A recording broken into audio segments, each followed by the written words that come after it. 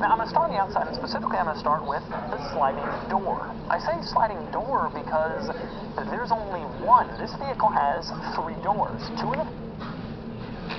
If you know just the littlest bit about minivans, you undoubtedly heard of them. This is a 2018 Honda Odyssey Elite.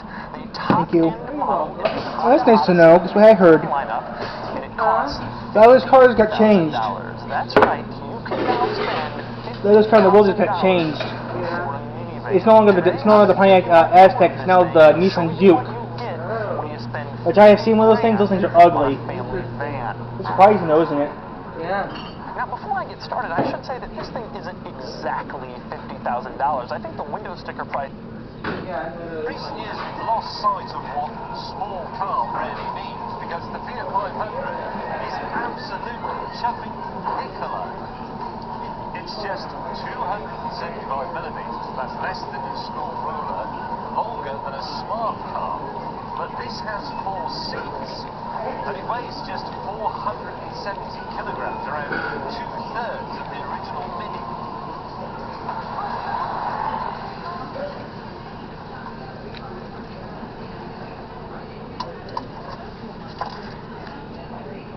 It really is very, very simple. The engine is an air-cooled 2-cylinder job mounted here in the back, same as the Beetle's was, and for similar reasons. The earliest cars developed a widow-making 30 horsepower. But don't worry, because this one is a bit later and has 17. Maintenance was intended to be very simple. In the more rural areas of Italy, corner shops would stock essential Cinquecento spares, spark plugs, belts and what have you, rather than the way that these days you can buy a sat-nav from Sainsbury's. And we think of it as being incredibly cute, but Dante Giacosa did not design it to be this shape so that we would go coochie-coochie-coo.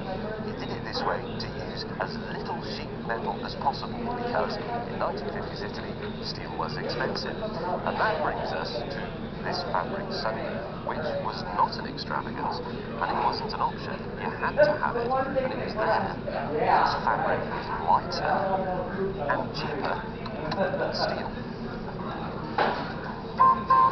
Avanti. The 500 was launched in 1957 with the aim of being the Italian people's car, a 4-wheel version of a Vespa scooter. A more You want like a half of one, Mikey, or you want a big one? It has to be said, about as cheerful as your average Sean Penn film. The 500 was fun. In the way that the Trabant reminded you and your ideologies and failings, the Fiat Cinquecento seemed to confirm that a simple life could be one of unalloyed joy. But it's in the narrow cobbled streets of the city that this proto-smart car really comes into its own. And you can see why. I mean, this is an ancient city. This is part of the Italian Renaissance. Some of the roads are tiny, but look. Here we go, room for 2. The Fiat 500 is a potent...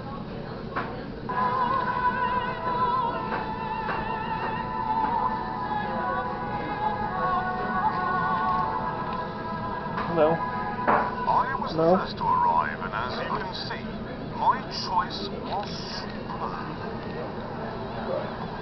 This is a Citroën DS3 Racing, and it does everything a hot hatchback should. It is bonkers to look at, and with 204 horsepower under the bonnet, it's bonkers to drive as well. But it still has back seats that fold down. It's still small. It's still relatively inexpensive. It's it seems Mr. May has arrived in a driving instructor's car.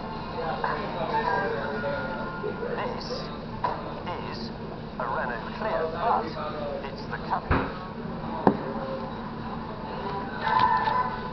And it is, pound for pound, the most exciting car on sale. Not my words, not my words, the words of Autocar magazine. Autocar? Yes? The magazine that sacked you?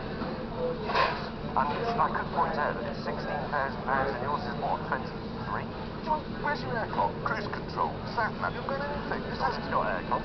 It's an optional extra. It's an optional to be selected. What have you got? What's you got? 197 horsepower?